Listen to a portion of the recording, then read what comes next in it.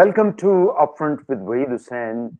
In the middle of high-level diplomatic engagements regarding Iran and American standoff, we have seen that once again the Iranians have blocked the Strait of Hormuz, and naturally that has sent a different kind of a signals to the entire world, especially to the Americans.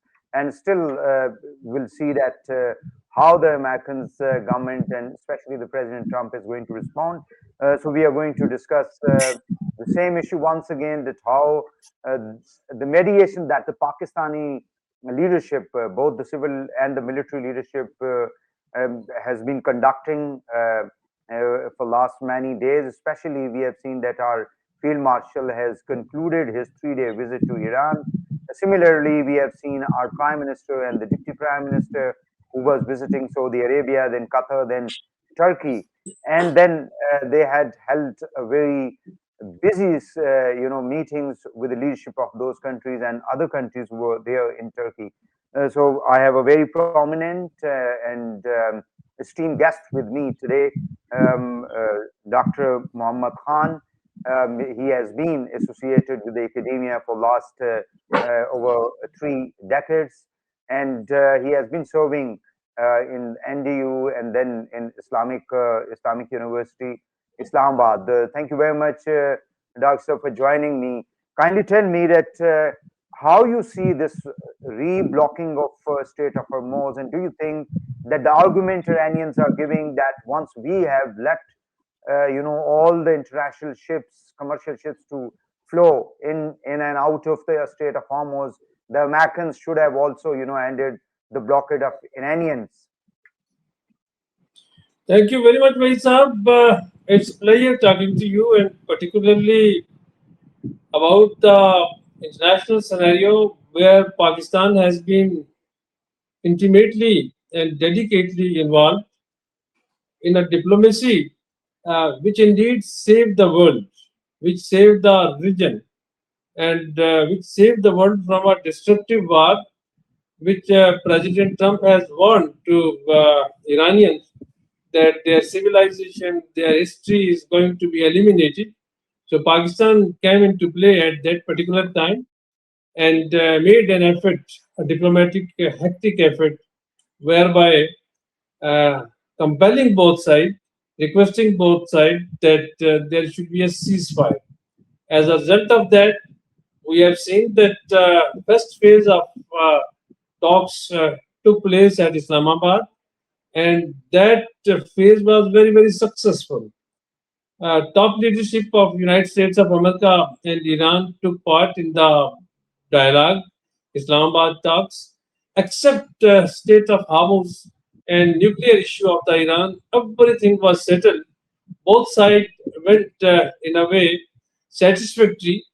Yes, the peace deal could not be signed, and there were reasons. We have to understand that after 1979, Iran and United States of America, they came closer to each other for the first time in a direct talks. That was a great breakthrough, and breakthrough has indeed was further compounded by, supported by Pakistan, and Pakistan is making an effort where the Pakistani Army Chief Field Marshal Ashraf visited Iran for the 3 days. He completed his visit today, and there were the successes in his visit. He met all the top leadership of the Iran, including Iranian President, Speaker of National Assembly, and the Foreign Minister, apart from the military leadership. And he was able to convince Iranian leadership that the Strait of Hormuz has to be opened for all sort of the traffic. But once Iranian did it yesterday, that should have been responded by United States of America with the ending of the blockade, the naval blockade, which United States has done few days back. So the flexibility should have been on the both sides. Perhaps the Americans, they are expecting a lot from the Iran, but they are not ready to do anything on their part. So once you ask this question, and I'm responding with the logic and articulation, the reason is that Iran has a history. They are indeed a determined people. They are the determined nation with a civilization, with a history. So we should not expect that there should be one-sided affair and the other side should just dictate. So in order to really make this peace process forward-looking and going ahead, United States of America, particularly the President Trump, should have remained quiet and should have involved the diplomats to talk on this subject rather than talking all what was not required. So once they said that blockade, the naval blockade of the Iran will continue, then definitely that was irritating for the Iran. That's why they have reimposed this sort of a control on the traffic from the Strait of Hormuz. And now it is the ball is in the court of United States of America, particularly President Trump. On one side, he desired that there should be signing on this agreement. There should be a long-lasting agreement between Iran and United States of America. And on the other side, saying that we have developed an understanding with Iran or the nuclear as well as what Iran shown the flexibility about opening of the Hormuz, Strait of Hormuz. So that should have been, as a matter of fact, things should have been moved very, very differently as compared to what the things are happening on the ground. So that is the reason that Iran has reimposed a sort of a control on the Straits of Hormuz. Still, Iran has not stopped it, but some of the traffic has been diverted or not allowed to enter or pass through the Straits of Hormuz. So America need to show the flexibility now. That is on the part of America that they show the flexibility and let the process go ahead as Pakistan is making an effort to bring more peace, durable peace, long-lasting peace in the region as well as at the international level. Dr. Khan, do you think that this action by the Iranians could sabotage the process which is going on, or it is just a temporary messaging to the Americans that they have to reciprocate? Very important. Let me say that after the ceasefire, since Iranians wanted that Lebanon should be part of the ceasefire, but once Israel started its atrocities and you can say that aerial attacks and the missile attacks on Lebanon, then there was a time that Iran was about to break what it was a ceasefire. But Pakistan intervened at that time and prevailed. And Iranian respected the Pakistani point of view.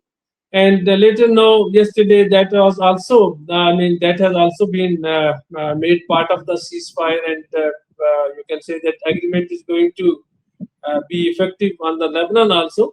Here again, the messaging is very clear, but knowing the history of Iranian leadership, Iranian Revolutionary Guard for that matter, and the Revolutionary Command and Control, which is in the hand of now Ayatollah, and he is all determined that there will be a give and take as far as this agreement is concerned. So that should be flexibility on the both sides. So primarily, this is a messaging. I mean, the first instance, it's a messaging. But if that message is responded positively by the United States of America and particularly President Trump, then there will be, I would say, that generosity from the Iranian side. But if there is a hard stance from the United States of America, then definitely that will be met with the hard stance from the Iranian side.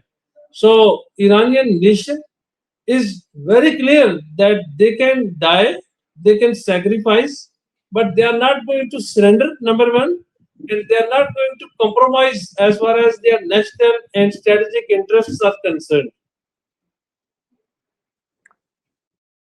Do you think that this strait has been used as a weapon by the Iranians, and they knew, from the, I mean, historically they knew that if there is a kind of a situation they faced in last maybe 5 to 6 weeks, they'll block this passage, and they did it, and it had a lot of impact, not only on the region but on the entire international community economy and energy sector as well, naturally affecting the economies. So do you think that the Iranians know this that it's a kind of a bargaining chip that they do have, and it's a weapon that they can use at any time? Right. Let me say that once you go for a agreement, for a pact for that matter, then you have something with you to offer. I mean, this is a trade, and both sides they trade that what is the give and take for that matter. So, an agreement is that you bury the past, you move forward. But once you move forward, then you take into consideration both sides. Some of the points, perhaps the US wanted. I mean, they had the 15 points agenda, but the Iranian they have very compact and solid 10 points agenda, which was mostly agreed. So they said that two things they are very very important. One, they have the bargaining chip as the Strait of Hormuz, and another is that they are not going to compromise on what it is the enriched uranium with the Iran. I mean, these two things are perhaps they are the no-go areas. But on the Straits of Hormuz, as you said, that since this is an energy corridor for rest of the world, particularly for the Asian countries, they are ready to do it. But definitely that cannot be done at the cost of Iranian sovereignty, Iranian economy, and Iranian oil sale for that matter. You know that once the blockade has been done by United States of America, so all the ships which have been coming to Iran or Iranian ports for the oil and all that, they have been stopped. Or whatever the number of the ships were there already on the Iranian ports, they are not allowed to move out. And you know that some of the ships, once they tried, they were stopped.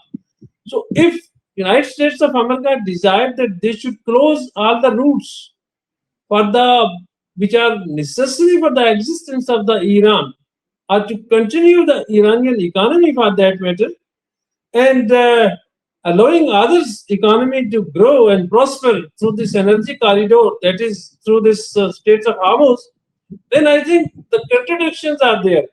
So the successful dialogue in the talks would definitely need some sort of the argument and some sort of the logics. So once US is demanding opening of the Straits of Hormuz, but at the same time closing the blocking the Iranian all Iranian ports. So that is indeed against the logic. That logic speaks that what US is doing, that is something not supportive to the dialogue. So Iranians they have the bargaining chip which they are using. No, it is rest of the world that they should persuade to United States of America that US should release what the Iranian ships are the ships which are coming to Iranian ports for the oil and gas. They should be allowed to continue with the trade until there is an agreement inked between Iran and United States of America, which has already been hinted that that will be indeed concluded in Islamabad, because President Trump has repeatedly said that he is highly impressed with two personalities, the Prime Minister of Pakistan and Chief of Defense Forces, Field Marshal Assamini. And you know that this hectic effort which these two personalities are making, they are ensuring three things. Number one, save the world from what it is or it was the likely destruction. Number two, save the region from an all out war where perhaps America was already in the war, Israel was already in the war against Iran, but most of the GCC countries they were being drawn into the war. So Pakistan saved this regional war also. And the third, that Pakistan was making an effort that the Straits of Hormuz should remain open, so that all the countries, particularly China, India itself, Pakistan, and most of the Southeast Asian states and Asian states, or the Asian continent for that matter, who was or which were being benefited from the trade route, that is the energy route through Straits of Hormuz, they were being benefited. So Pakistan is at a time looking at three aspects.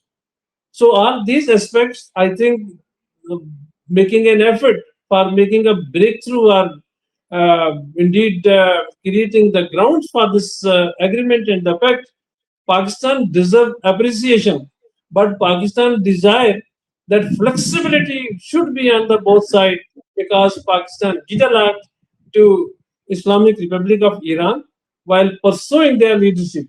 So the President Trump and US leadership, though they need to show up flexibility so that an agreement can be inked to save the world, to save the region, and to keep the world moving forward through energy resources of the Middle East. Agreed. Flexibility is very important. Okay, Dr. Khan, please tell me that we have been witnessing that Israel is something who has been creating problems not only for the Middle Eastern countries, naturally to for expansion. It has a expansion designs. That's why they expanded to the Gaza under the plea of whatever happened a couple of years back, and then presently they are trying to expand their control over the land of Lebanese, because they have historically they have taken the land of Syria, Egypt, even all those neighboring countries apart from the Palestine. And I believe that the Israelis are still trying to create some kind of confusion between America and the Iranians, so that whatever deal that we are discussing at the moment and the Pakistani leadership that is mediating, that it should either it should be delayed or it should be broken down. So do you think that the Americans would be able to control the Israelis both from political and diplomatic perspective as well as from the military perspective?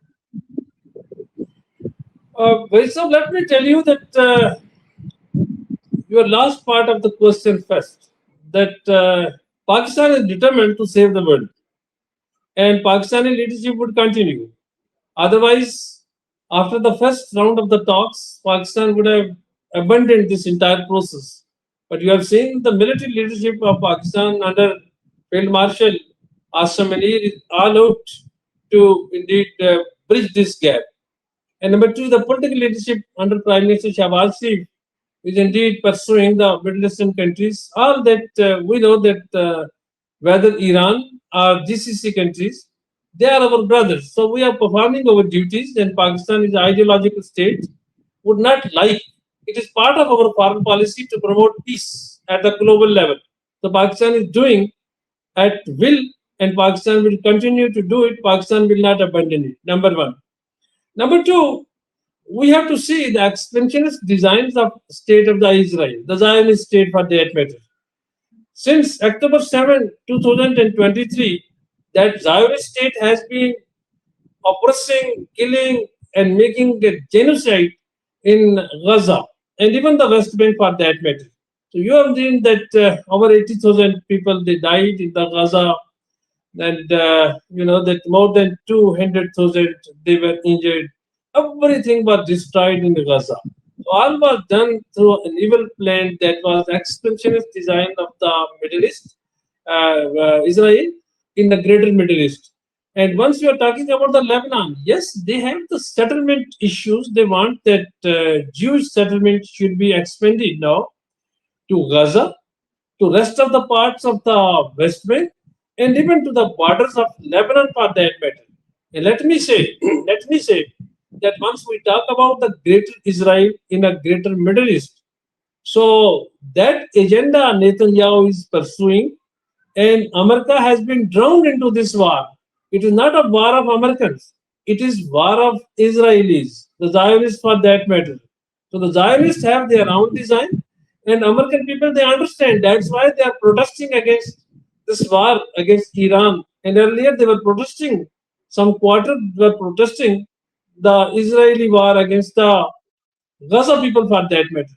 So the advice is for the President Trump and the Americans that they should not be continuing a war, aimless war, which ultimately caused the destruction and retrogression for that matter for the United States of America, because this entire war is war of the Zionism, the Zionists, and they want to expand their area, and that's why they are causing instability in the entire world. So the world needs peace. Otherwise, you know that the major power like Russia and China, they will be drawn into the war, and that's going to be destructive for the United States of America. Let me say that United States of America, once the President Trump claims that it was a victory for that matter, I think the Iranians have won the war, not the Americans and the Israelis. Why I'm saying that? That sustaining the war and still retaliating from the Iranian bases, the military bases, with lot of rockets and the missile fire, which mean that Iranian possess that sufficient strength and power to retaliate, which America and Israel jointly could not subdue. So we would say that survival of Iran and continuation of Iran as a state without any uprising, which they thought that there will be uprising. I mean, there is no anti-state demonstration in the Iran against the regime, which is a big success for the Iran. Rather, the Iranians have got more united as compared to what it was before the war. So let me say that Iranians, they are winning, they are determined to continue, and that is indeed a failure of what it is of United States of America and Israel. And they need a treaty, they need a pact, they need an agreement more than the Iranian needs. Finally, okay, Dr. Khan, please tell me that how naturally, the Pakistan has also brought closer the Saudis and the Iranians, and we have seen a very highest level foreign ministers level, engagement between the two countries. In 3-4 days time, two times the Iranians and the Saudis foreign ministers spoke to each other. Naturally, Pakistan was behind that. Do you think that the animosity that has generated after this present war between the GCC countries as well as the Iranians, that could be buried, and I mean, the Iranians and the GCC countries would be able to bridge the gap, and they'll resolve their issues through talks and negotiations? Very important. Three objectives were basically conceived by United States of America and Israel once they waged war against Iran. Once they thought that the moment we are going to hit the Iran and make destructive attacks through aerial attacks and the missile for that matter, the people of Iran will rise against the regime, against Ali Khamenei, and there will be an easy target for us to change the regime, and that will be the operation will over. Number one. Number two, the second was that since there are the military bases of the United States of America in the GCC countries, so once Iranian would retaliate over these military bases, then these GCC countries they would fire back on the Iran, and there will be a intra-region war. I mean, the war will be between Iran and GCC countries.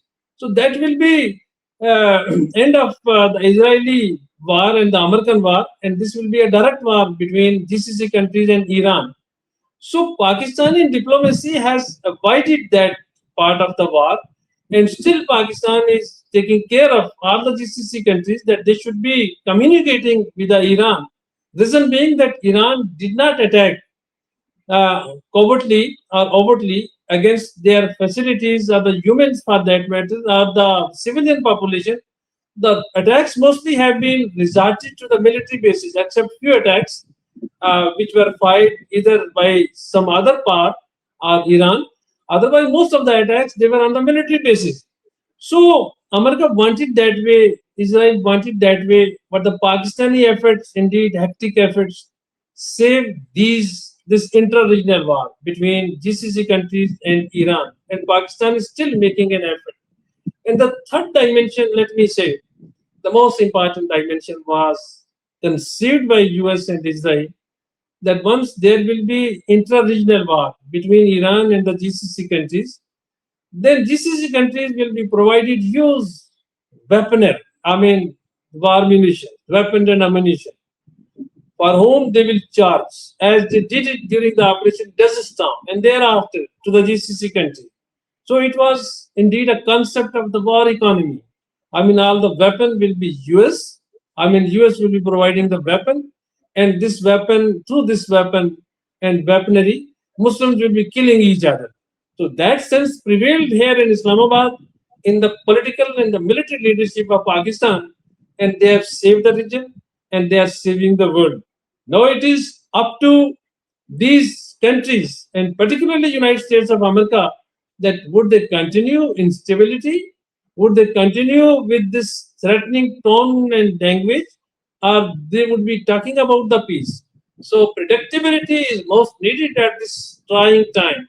I mean, the leadership should have a predictable future, a predictable past. Unfortunately, once you are not talking to which can be promised for that matter. I mean, the predictions can be made from the speeches and the talks of the leader, then definitely agreements would be difficult. If you want to really settle the issue once for all, then your diplomats should be talking sense, and there should be a very, very clear decision as what are the red lines of America, what are the red lines of Iran. So both should respect the red lines of each other and avoid or delete all other points which indeed supplement or complement these red lines. So Iranian sovereignty, Iranian integrity is most important for the Iranian people and Iranian nation, as it is important for the US and Israel. So until and unless they respect the sovereignty of Iran, they should not expect that Iran is going to respect their sovereignty and integrity. Thank you very much, Dr. Mohammad Khan, for giving your expert opinion on a very, very important issue that the entire world is focusing on. Thank you very much. Welcome, sir.